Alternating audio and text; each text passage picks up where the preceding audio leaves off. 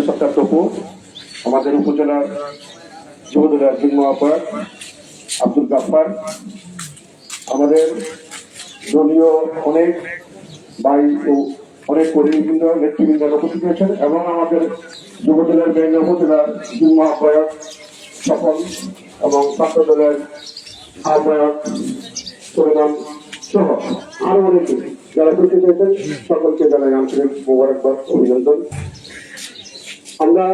আপনারা সকলেই জানেন আমরা আজকে শহীদের আম্মার জানাজায় উপস্থিত হয়েছি। এইভাবে শুধু শহীদের আম্মা নয়, আমরা সকলেই এই রাস্তায় যাব, এটা অবধারিত। পৃথিবীতে যদি কোনো সত্য থাকে, যে সত্য কোনো সন্দেহ নেই, তার মধ্যে হলো মৃত্যু। সেই শহীদের জানাজার আমার জানা যায় আজকে যারা আমরা করতে পেরেছি সকলের কাছে বিনীতভাবে অনুরোধ থাকবে যেন আমরা সকলে এই বিধিকে আপনার মাগফিরাতের জন্য দোয়া করি এবং শহীদের আম্মা যেন বেহেশতের সর্বোচ্চ মাকামে স্থান পায় সেই দোয়া করি। আমিন।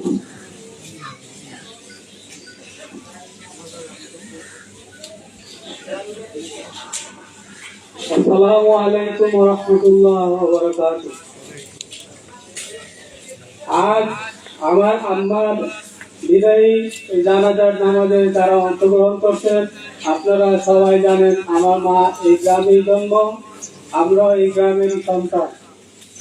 আমার মা ছোটবেলা থেকে এই পর্যন্ত যারা পরিচিত, যদি কোনো অন্যায় অপরাধ বা কোনো কারোর কাছে টাকা জানা থাকে, আপনারা আমাদেরকে জানাবেন। আমরা 3 ভাই আছি, আমরা ইনশাল্লাহ পরিশোধ করার চেষ্টা করব। আর কেউ যদি কোন আচরণে যদি কষ্ট পায় থাকেন, আল্লাহর হচ্ছে আপনারা আমার মাকে ক্ষমা করে দিবেন।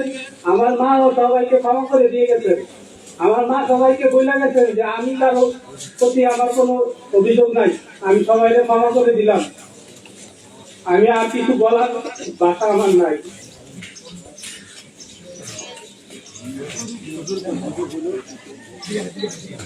ভাই সময় না থাকলে শুরু করে দেন। আসসালামু আলাইকুম ওয়া রাহমাতুল্লাহি ওয়া বারাকাতুহু।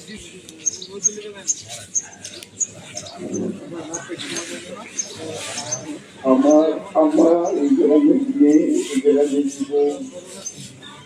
আমার আম্মার ব্যবহারে যদি কেউ কোনো ব্যথা পায় কেন জীবনে কারো যদি কষ্ট থাকে, আল্লাহ রাস্তা আমার আম্মারে মাফ করে দিয়ে আপনার এই জানাজাতে আসছে জগলের প্রতি আমার কৃতজ্ঞতা, সকলের প্রতি আমার আন্তরিক অভিবাদন। আসসালামু আলাইকুম।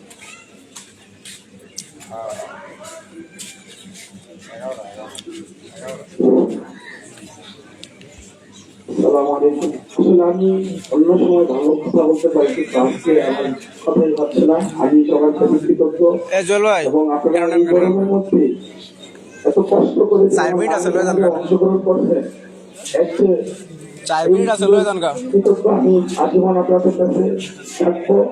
আপনারা আমার মায়ের জন্য দোয়া করবেন, আমিও আপনাদের জন্য সুস্বাস্থ্য এবং দীর্ঘায়ু কামনা করি। আল্লাহ যেন আপনাদেরকে নেক হায়াত দান করে এবং সবাই আমার আম্মার জন্য দোয়া করবেন, আমি আপনাদের জন্য দোয়া করি। এই বলে আমি আপনাদের কাছে ক্ষমা প্রার্থনা করছি। আল্লাহ হাফেজ।